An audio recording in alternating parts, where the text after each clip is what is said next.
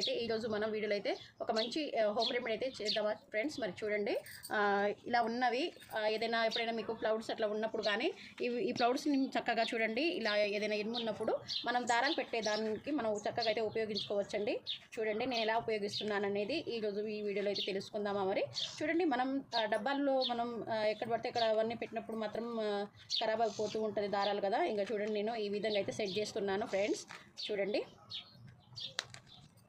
ఇలా మనం సెట్ చేసుకున్న తర్వాత మనం చక్కగా దారాలు అనేది ఈ విధంగా అయితే సెట్ చేసుకోవాలి.